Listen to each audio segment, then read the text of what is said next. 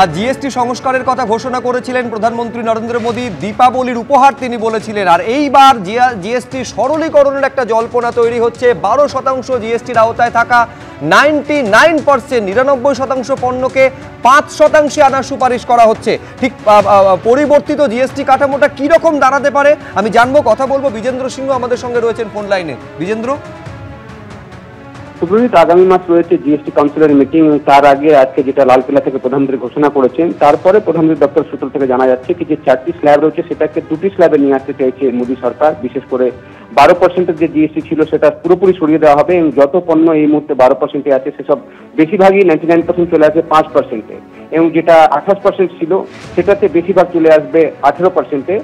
তবে কিছুটা পণ্য রয়েছে যেটাকে 40% রাখা হবে, সেটা হলো লাক্সারি আইটেমসগুলো। অর্থাৎ সেটাতে সরকার বলছে কি এখানে জিনিসপত্রের দাম কমবে, সাধারণ মানুষের যে ট্যাক্সের বোঝা রয়েছে সেটা আরো কমবে।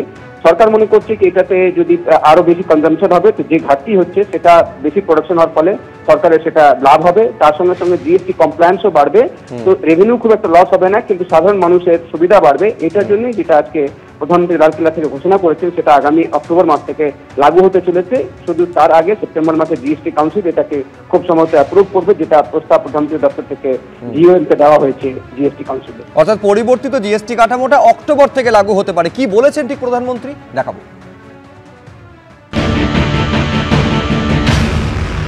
साथियों, इस दिवाली में आपकी डबल दिवाली का काम मैं करने वाला हूं।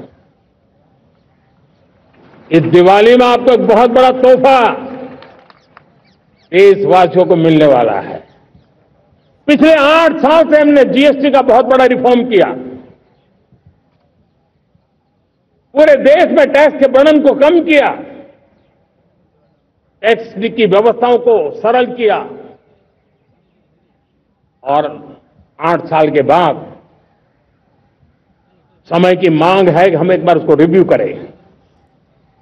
हमने एक हाई पावर कमेटी को बिठा करके रिव्यू शुरू किया, राज्यों से भी विचार विमर्श किया, और मेरे प्यारे देशवासियों, हम नेक्स्ट जनरेशन जीएसटी रिफॉर्म्स लेकर के आ रहे हैं। ये दिवाली के अंदर आपके लिए तोहफा बन जाएंगे। सामान्य मानवीय की जरूरतों के टैक्स भारी मात्रा में कम कर दिए जाएंगे, बहुत बड़ी सुविधा बढ़ेगी। हमारे एमएसएमई, हमारे लघु उद्यमी, इनको बहुत बड़ा लाभ मिलेगा। रोजमर्रा की चीजें बहुत सस्ती हो जाएगी और उससे इकोनॉमी को भी एक नया बल मिलने वाला है।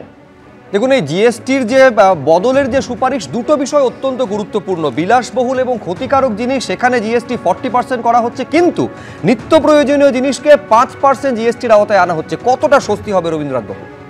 দেখুন, প্রধানমন্ত্রীর এখন মূল লক্ষ্য বাজার, ডোমেস্টিক বাজারটাকে বাড়ানো। ডোমেস্টিক বাজার বাড়াতে গেলে এই যে নিত্য প্রয়োজনীয় দ্রব্যগুলোর উপর জিএসটি কম করা দরকার, এবং জিএসটি যে মুহূর্তে কম হবে সঙ্গে সঙ্গে ডোমেস্টিক মার্কেট যেটা ওপেন ছিল, যেটা একটু ক্লোজ ছিল, সেটা অনেক বেশি ওপেন হবে। দ্বিতীয়ত পারচেজ ক্যাপাসিটি বাড়বে, এবং দ্বিতীয়ত এইখানে দেখুন, আমি শিওর এর মধ্যে টেক্সটাইল, গার্মেন্টস ইত্যাদি আছে, কারণ এটার উপর যে মুহূর্তে কমিয়ে দেওয়া হবে, অর্থাৎ বিদেশে যদি তার উপর যে ট্যাক্স বসানো হচ্ছে, ট্যারিফ বসানো হয়েছে, সেই ট্যারিফটা কিন্তু এখানে রিলিফ পাবে। ফলত যে ডিম্যান্ড ব্যবসায়ীরা করছিলেন, যে যে জায়গাগুলোতে নিয়ে তাদের ডিম্যান্ড ছিল যে আমাদের রিলিফ দিতে হবে, ইমিডিয়েট রিলিফ দিতে হবে, লং টার্মে যাই প্ল্যান থাকে ইমিডিয়েট আমাদের ট্যাক্স রিলিফ দিতে হবে, সেই ট্যাক্স রিলিফের জায়গাটা এখানে সরকার নিশ্চিত করছেন। সুতরাং সেদিক থেকে বিদেশে যখন যাবে তখন সেটাও তাদের মানে এক্সপোর্টের ক্ষেত্রে তাদের অসুবিধা হবে না। বেশ, আমি এইখানে দেবনারায়ণ সরকারের কাছে আসার আগে দর্শকদের মনে করিয়ে দেব, 2022-এর 21শে জুলাই মমতা বন্দ্যোপাধ্যায়, মনে থাকবে আপনাদের, যে মুড়ি নিয়ে এসেছিলেন, সেখানে বলেছিলেন যে মুড়ি খেতে গেলেও জিএসটি লাগবে, নকুল দানাতেও জিএসটি, মানে জিএসটিটা কত বড় বোঝা, এইটা কিন্তু প্রসঙ্গ তুলে বিজেপিকে নিশানা করেছিলেন। এখন কতটা স্বস্তির দেবনারায়ণ? না দেখো, এটা কিন্তু ওই বাধ্য হয়ে, তার মানে বাইরের এক্সপোর্টের সুবিধাটা দেখো, একেবারে ট্রাম্প সরকার যেভাবে ধাক্কা দিয়েছে, এখন এছাড়া দ্বিতীয় কোনো পথ নেই। তাহলে বাইরে এক্সপোর্ট যখন কমে যাবে, সেই আয়টা আভ্যন্তরীণ থেকে আসবে। তা আভ্যন্তরীণ চাহিদা বাড়লে উৎপাদন বাড়বে, আয় বাড়বে, ব্যয় বাড়বে, উৎপাদন বাড়বে, পারচেজিং পাওয়ার বাড়বে। তার মানে এরপরে জিডিপির উপর তাছাড়া পথ নেই, অন্যদিকে যেতে পারছে না। এই যেগুলো বেরিয়েছিল আভ্যন্তরীণ চাহিদা বাড়ার সঙ্গে সঙ্গে এই সাইকেলটা দেশের মধ্যে উপকার হবে, কিন্তু আগে কেন হয়নি? আজকে যা দেওয়ার ট্রাম্প প্রশাসন দিয়ে দিয়েছে। আচ্ছা, মানে এই গোটা কৃতিত্ব হচ্ছে ডোনাল্ড ট্রাম্পের। সজল ঘোষ দ্রুত। বেশ বেশ, আমি এইবার থামালাম সজল ঘোষ, আমি দুজনকে থামাচ্ছি। আচ্ছা উত্তরটা নিন। হ্যাঁ, আমি বলি আমার বক্তব্য হচ্ছে আমি বিদেশে পাঠাবো কেন যদি আমার দেশের লোক কিনে আমার চাহিদা পূরণ করতে পারে? আমার এই আমেরিকাতেই পাঠাতে হবে এমন কথা কোথায় লেখা আছে? আপনি চুপ করে থাকুন। 40% মদ এবং সিগারেটের উপর আপনি বলছেন ক্ষতিকারক জিনিসের উপরে ট্যাক্স বসানো হবে। এই ক্ষতিটা কিন্তু ক্ষতিকারক, এই মদটা শুধু যে খায় তার জন্য ক্ষতিকারক নয়। এই 40% ট্যাক্স বসে গেলে মমতা সরকারের জন্য এটা ভীষণ ক্ষতিকারক, কারণ আজকে রাজ্যের একমাত্র ব্যবসা হচ্ছে মদ।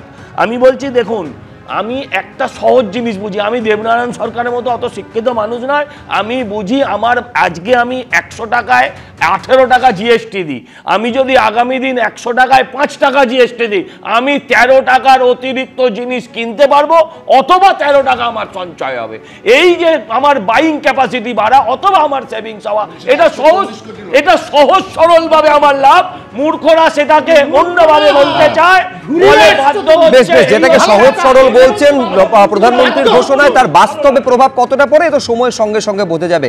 কিন্তু যে ছবি আজকে আলিপুর কোর্টে দেখা গেল, আমি আরেকটা বিষয়ে আসতে চাইবো, সেটা অত্যন্ত আলোচনার অবকাশ রাখে। তার কারণ যাদবপুরের গবেষক যাকে হিন্দোল মজুমদার গ্রেফতার করা হয়েছিল, তাকে আফতাব আনসারির সঙ্গে তুলনা করেছেন আজকে সরকারি আইনজীবী। এই আফতাব আনসারি, যিনি আপনারা জানেন যে আমেরিকান সেন্টারে হামলার ঘটনায় মূল অভিযুক্ত এবং ধৃত, তাকে হিন্দোল মজুমদারকে তার সঙ্গে তুলনা করেছেন। তিনি বলছেন, সরকারি আইনজীবী কোর্টে দাঁড়িয়ে বলছেন, দুবাই থেকে আফতাব আনসারি চক্রান্ত করে আমেরিকান সেন্টারে হামলার ঘটনা ঘটিয়েছিল, আর এখানে স্পেন থেকে গোটা ঘটনাটা চক্রান্ত করা হয়েছিল এবং প্রাইম কনস্পিরেটর, মূল চক্রী বলা হয়েছে। আমি আরো বিস্তারিত জানবো, সরাসরি ব্রতদীপ ভট্টাচার্য আমাদের সঙ্গে রয়েছেন। কি সওয়াল ছিল সরকারি আইনজীবীর, কোর্টে কি হলো, কোর্ট কি বলল? দেখো সুব্রত, সবার আগেই তোমাকে জানাই যে হিন্দোল মজুমদারকে 18ই আগস্ট পর্যন্ত পুলিশি হেফাজতে রাখার নির্দেশ দিয়েছেন আলিপুর আদালতের বিচারক। গতকাল তাকে দিল্লিতে গ্রেপ্তারের পর আজকে তাকে আলিপুর আদালতে পেশ করা হয় এবং পেশ করার পর সরকারি আইনজীবী অর্থাৎ পুলিশের তরফ থেকে তাকে 10 দিনের জন্য নিজেদের হেফাজতে নেওয়ার আবেদন জানানো হয়। এবং পাল্টা হিন্দোলের যারা আইনজীবী ছিলেন তারা কিন্তু সওয়াল করেন যে যেই সময়কার ঘটনা, অর্থাৎ এখন থেকে প্রায় 5 মাস আগের ঘটনা, যাদবপুরে যে গোলমাল হয়েছিল, সেই সময় কিন্তু হিন্দোল স্পেনে ছিলেন এবং সেই যুক্তিতেই তারা বলেন তিনি সেখান থেকে এখানে কিভাবে এই গণ্ডগোল সংগঠিত করলেন, এসব প্রশ্ন তারা তোলেন। সেই সময় কিন্তু সরকারি আইনজীবী তিনি আদালতের সামনে স্পষ্ট জানান যে তাদের অভিযোগ যে হিন্দোল এই গোটা ঘটনার মূল চক্রী, স্পেনে বসে তিনি এই গোটা ঘটনা সংগঠিত করেছেন। যখন হিন্দোলের আইনজীবীরা তার এই বক্তব্যের প্রবল বিরোধিতা করেন, তখন সরকারি আইনজীবী বলেন তার যেটা বক্তব্য যে আমেরিকান সেন্টারে যখন হামলা হয়েছিল, যাদের গ্রেপ্তার করা হয় প্রথমে, তাদের পরবর্তীতে জানা যায় যে আফতাব আনসারি তিনি দুবাই থেকে বসে গোটা ঘটনা সংগঠিত করেছিলেন। দুবাই থেকে বসে আমেরিকান সেন্টারে হামলা সংগঠিত করা হয়, সেখানে ঠিক একইভাবে স্পেন থেকে বসে যাদবপুর বিশ্ববিদ্যালয়ে শিক্ষামন্ত্রীর উপর হামলার এই ঘটনা হিন্দোল সংগঠিত করেছিল। আমার সঙ্গে এই মুহূর্তে যাদবপুরের একজন গবেষক রয়েছেন, তার থেকে শুনবো।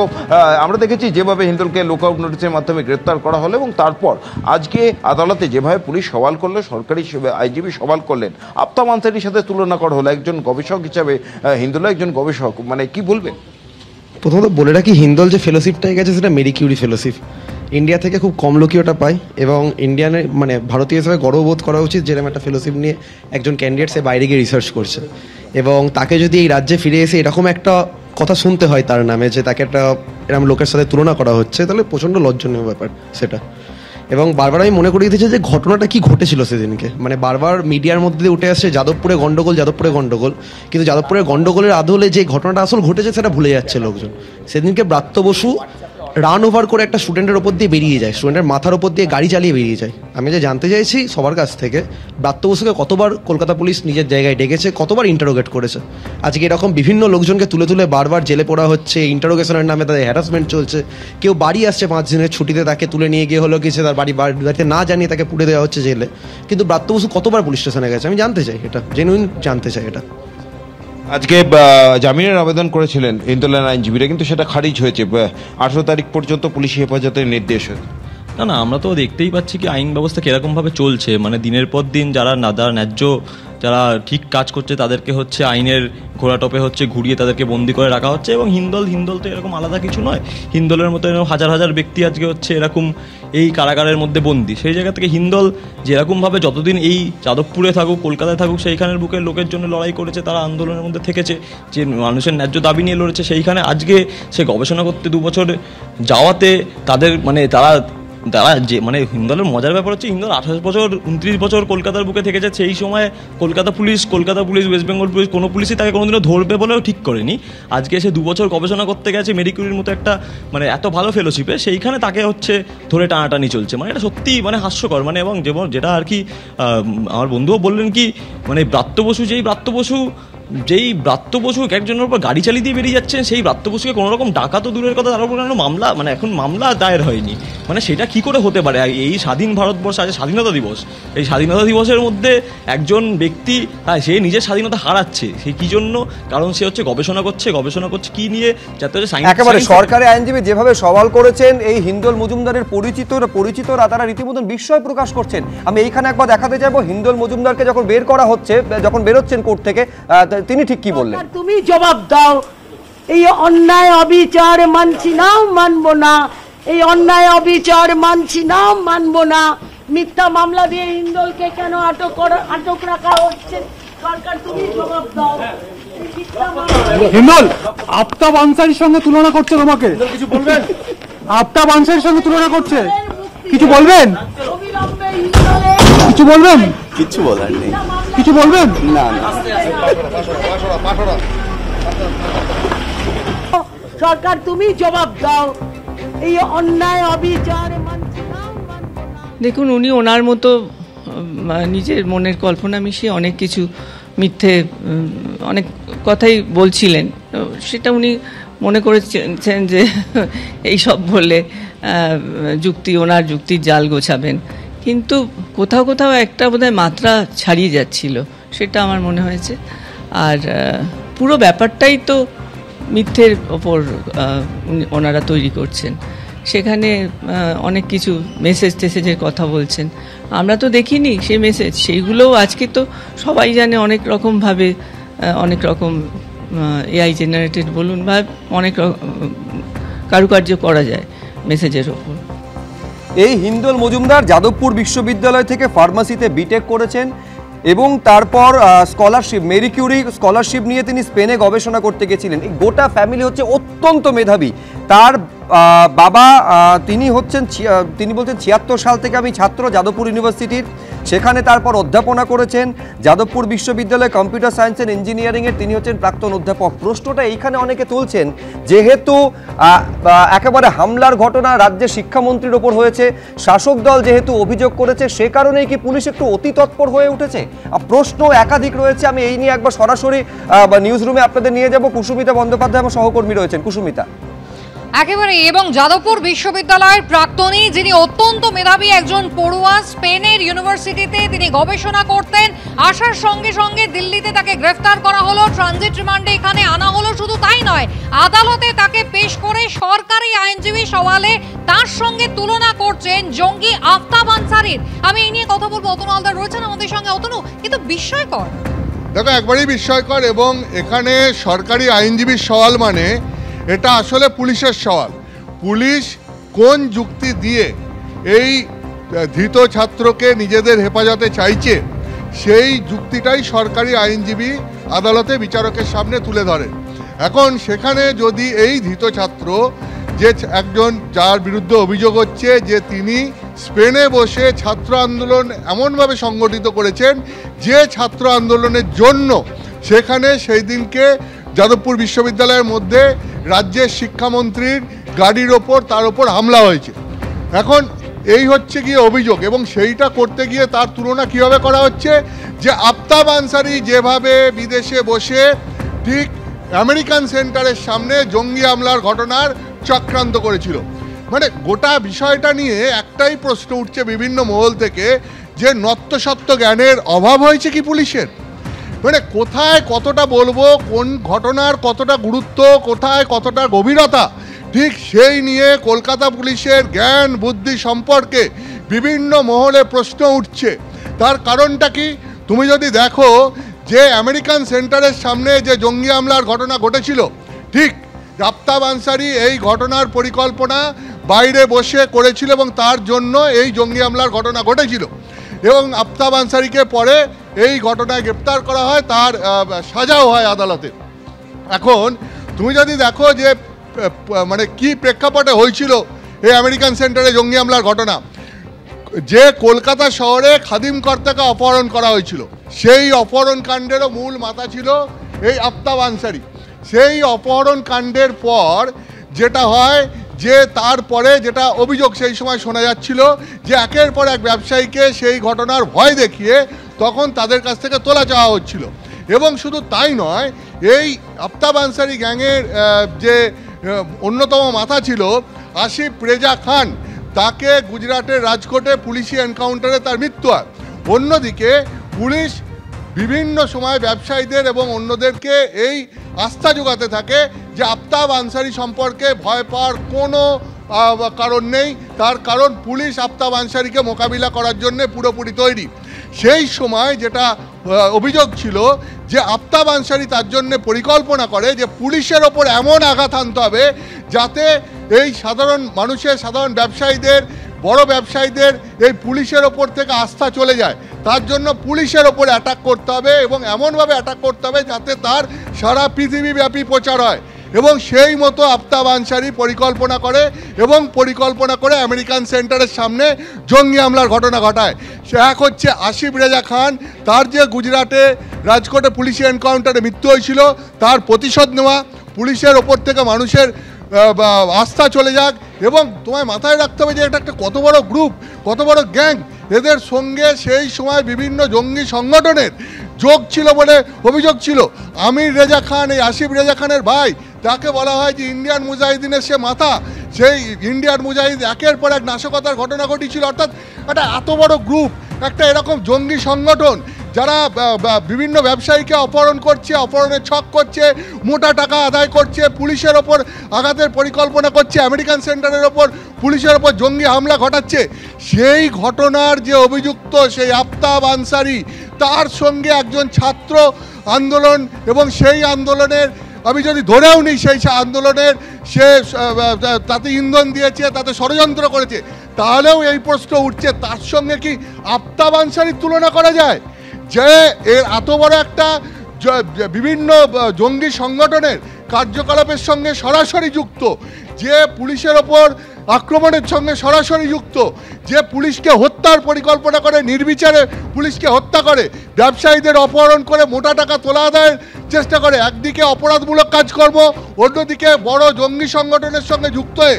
জঙ্গি কার্যকলাপের অভিযোগ যার বিরুদ্ধে, এবং সে শুধু ভারতবর্ষে নয়, ভারতবর্ষের বাইরে সমস্ত জায়গায় যার জঙ্গি সংগঠনের সঙ্গে যোগ, তার সঙ্গে একজন ছাত্র আন্দোলনের নেতার তার কি কোনোভাবে তুলনা হয়? আজকে এই প্রশ্নটাই উঠছে। কলকাতা পুলিশের হয়ে সরকারি আইনজীবী আলিপুর আদালতে যে সওয়াল করেছেন তাকে পুলিশ কাস্টডিতে নেওয়ার জন্য, যে এটা কি আদৌ যুক্তিসঙ্গত, এটা কি পুলিশের নত্যসত্ত্ব জ্ঞানের অভাব ঘটায় না? এই প্রশ্ন আজকে বিভিন্ন মহল থেকে উঠছে যে কোন ঘটনার সঙ্গে কোন ঘটনার তুলনা করব, কার সাথে কার তুলনা করব, এই নিয়ে একটা তো পরিমিতি বোধ থাকা উচিত। এই ক্ষেত্রে বিভিন্ন মহল থেকে এই প্রশ্ন উঠছে যে কলকাতা পুলিশ কি তার পরিমিতি বোধ হারিয়েছে? একেবারে কলকাতা পুলিশ কি তার পরিমিতি বোধ হারিয়েছে? এবং একই সঙ্গে এই ধৃত গবেষকের মা, তিনিও কিন্তু এই প্রশ্ন তুলেছেন, যেভাবে তার ছেলেকে ট্রিট করা হচ্ছে, যেভাবে একেবারে তার মাথায় গামছা জড়িয়ে মুখ বেঁধে তাকে নিয়ে যাওয়া হচ্ছে, সেটা নিয়েও কিন্তু তিনি প্রশ্ন তুলেছেন যে আমার ছেলে কত বড় ক্রিমিনাল। এবং শেষ পর্যন্ত সরকারি আইনজীবী তিনি আদালতে দাঁড়িয়ে জঙ্গি আফতাব আনসারির সঙ্গে তুলনা করলেন ধৃত এই গবেষকের। স্টুডিও আলোচনায় ফিরবো সুব্রজিতের কাছে। একেবারে মূল প্রশ্ন এটাই যে সরকারি আইনজীবী কোর্টে দাঁড়িয়ে দুবাইতে বসে যেভাবে আমেরিকান সেন্টারে হামলার ছক আফতাব আনসারি করেছেন, সরকারি আইনজীবী বলছেন একই রকম ভাবে স্পেনে বসে এই হামলার ছকটা করেছেন এই হিন্দোল মজুমদার। বিষয়টা এখানে কি বলছেন হিন্দোলের বোন, একবার দেখুন। ও নিজে 24 ঘন্টা ফ্লাই করে এসে স্পেন থেকে অত দূর থেকে, হ্যাঁ, তারপরে সেদিন মানে এটা ঘটনাটা ঘটেছে পরশু দিন সকাল থেকেই ও মোটামুটি প্রথমে এয়ারপোর্ট ইমিগ্রেশনে ডিটেন ছিল, তারপর সেখান থেকে ওকে এয়ারপোর্ট পুলিশ স্টেশনে নিয়ে যাওয়া হয়। তো যখন ইমিগ্রেশনে ও আটক, সেই অবস্থায় আমাদের সঙ্গে ও যোগাযোগ করতে পারছিল তখনও অবধি। তো যখন ওকে পুলিশ স্টেশনে নিয়ে আসা হলো দুপুরের দিকে, তারপরে আমি ওখানে চলে যাই এবং সেখানে চলে যাওয়ার পরেও আমাকে কিন্তু মানে আমি দেখা করতে চাই ওর সঙ্গে, যে আমার নিজের ধারণা ছিল যে থানায় গেলে অ্যাটলিস্ট হয়তো দেখা হবে, কিন্তু ওইখানে আমাকে সরাসরি জানিয়ে দেওয়া হয় যে ওর সঙ্গে কোনোভাবেই দেখা করতে দেওয়া যাবে না, দেখা করা কথা বলা কোনোটাই সম্ভব নয়, কারণ এটা কলকাতা পুলিশের কেস, ফলে ওরা যতক্ষণ না পারমিশন দিচ্ছে না আমরা সেটা করতে পারবো না। মানে একটি ছেলে ধরে নিলাম তাদেরকে সে সমর্থন করে কি করে না সেটাও পরের ব্যাপার, সে ওইখানে দাঁড়িয়ে মানে এত হাজার হাজার কিলোমিটার দূর থেকে হোয়াটসঅ্যাপে বা সোশ্যাল মিডিয়ায় কি পোস্ট করলো কোনো একজন, তার জন্য একেবারে এত বড় মব একেবারে মানে বিরাট একটা ইয়ে হয়ে গেল তার পেছনে, মানে সেই কাজ করার জন্য উদ্বুদ্ধ হয়ে গেল, তাহলে তো বিরাট লেভেলের ইয়ে আর কি, মানে সে ইয়ে হয়ে গেছে। কিন্তু মানে ও যে এত বড় একটা ব্যাপার সেটা সত্যি সত্যি মানে এটা আমরা তো অন্তত সেটা মনে হয়।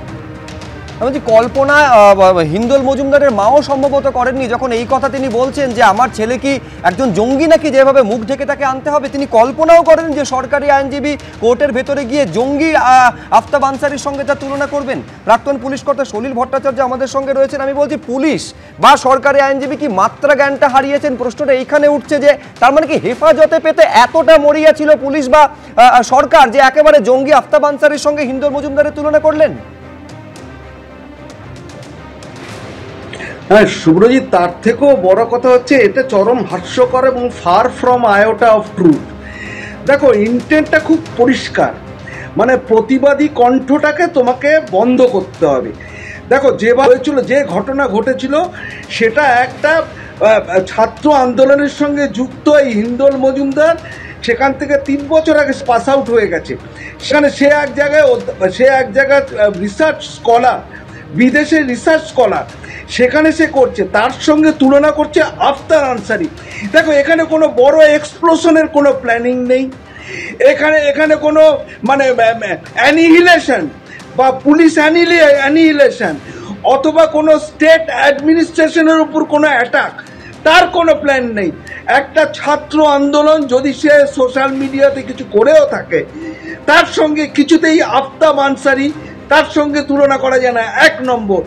2 নম্বর, তুমি কি এক্সপেক্ট করো বলো, যে রাজ্যের শিক্ষা ব্যবস্থায় বলে যে 3 জন ডিস্ট্রিক্ট ম্যাজিস্ট্রেট আজকে স্বাধীনতা, আজকে ফ্রিডম মুভমেন্ট অফ ইন্ডিয়া, আজকের এই 15ই আগস্ট বলছে তাদের সঙ্গে তাদের যারা হত্যা করেছিল সেই সমস্ত যারা টেরোরিস্ট আছে, তাই টেরোরিস্টরা কারা করেছিল এবং এই টেরোরিস্ট এবং তাদের স্বাধীনতা সংগ্রাম, যারা স্বাধীনতার জন্য বিপ্লব করে যারা প্রাণ দিয়েছিল, তাদের সঙ্গে যাদের জঙ্গি আর টেরোরিস্টদের তুলনা করে, তাদের কাছ থেকে তুমি কি এক্সপেক্ট করো?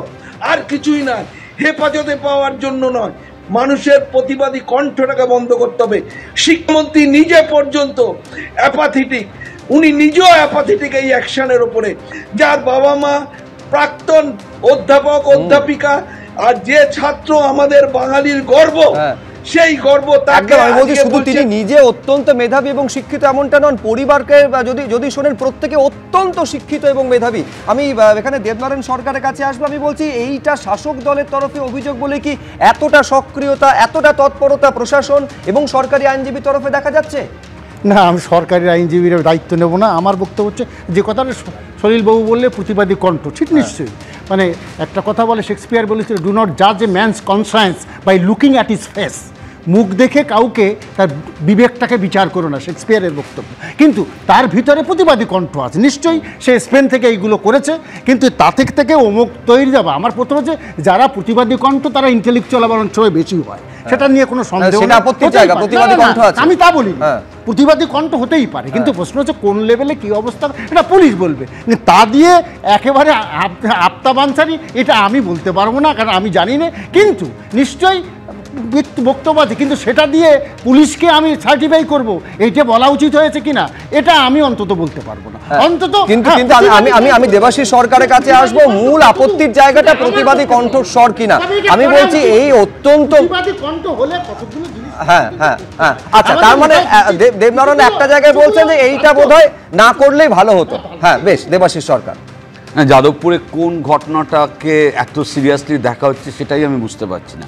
যাদবপুরে যে ঘটনাটা হয়েছে সেটা অত্যন্ত সিরিয়াস, তার কারণ প্রশাসনের বক্তব্য তিনি প্রাইম কনস্পিরেটর, যে ছকটা স্পেনে বসে তিনি করেছিলেন। আরে শুভশিস, আমি তো সেই ছকটাই বুঝতে চাইছি।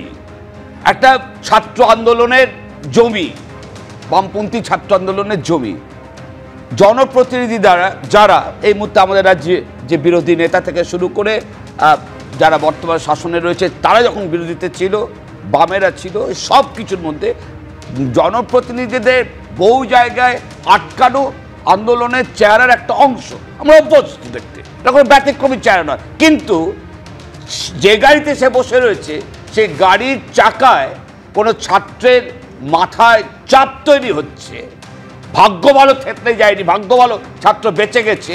এইটা হচ্ছে ফ্রেম। কনসেন্ট্রেশনটা কোথায়? কনসেন্ট্রেশনটা ওই জায়গায় চাকা ছাত্র মৃত্যু হওয়ার সম্ভাবনা ছিল। আজকে একটা ছাত্র আন্দোলনের যদি ওর কিছু পোস্ট থেকেও থাকে, আমরা জানি না, সোশ্যাল মিডিয়ায় যদি কোনো পোস্ট, হোয়াটসঅ্যাপে কোনো পোস্ট থেকেও থাকে, সেই পোস্টের ক্রাইমের গভীরতা কোন পর্যায়ের একটা সামাজিক ব্যাকগ্রাউন্ড প্রেক্ষাপট থাকবে না, আপাদমস্তক একটা। আমি বলছি এইখানে আমি আবার এই প্রশ্নটা দর্শকদের সামনে রাখবো যে অভিযোগকারী সেটা শাসক দলের তরফ থেকে বলে কি এইরকম একটা তৎপরতা, অতি তৎপরতা প্রশাসনের লক্ষ্য করা যাচ্ছে? আচ্ছা, অভিযুক্ত যেখানে শাসক দল সেইখানে তার সিকিভাব কি দেখা যায়? আমি এইখানে আপনাদের দেখাতে চাইবো এই নিয়ে রাজনৈতিক নেতৃত্বের তরফে কে কি বললেন আপনাদের সামনে। হিন্দল বাবুদের বিষয় নিয়ে বলবো না, কিন্তু এই রাজ্যে প্রতিবাদীদের যারা সরকার এবং সরকারি দলের, বিশেষ করে মুখ্যমন্ত্রী কেন্দ্রিক কোনো বিষয়ে প্রতিবাদ করবেন, তাদের অবস্থা, সে কৃষক শিলাদিত্যই হতে পারে জঙ্গলমহলে, অথবা আমাদের অধ্যাপক অম্বিকেশ মহাপাত্র হতে পারে। যেই করবে তার অবস্থা এটা করেছেন। কৃতি ছাত্র মানে লাদেনও কৃতি ছাত্র ছিল, আজব কথা। যেদিনকে ওই ওয়ার্ল্ড কি যেন ওই যে ট্রেড সেন্টার ভেঙে ফেলা হয়, লাদেন সেদিন ওইখানে স্পটে ছিলেন না, তিনি অন্য জায়গায় বসেছিল। তো তাহলে তাতে কি এসে গেল? যে পুলিশের কাছে তথ্য আছে সে কৃতি ছাত্র, তার কৃতিত্ব নিয়ে তো কেউ খাটো করছে না।